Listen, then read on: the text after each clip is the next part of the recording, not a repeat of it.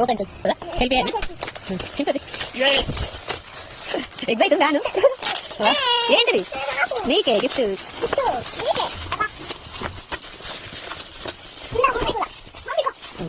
open చేయండి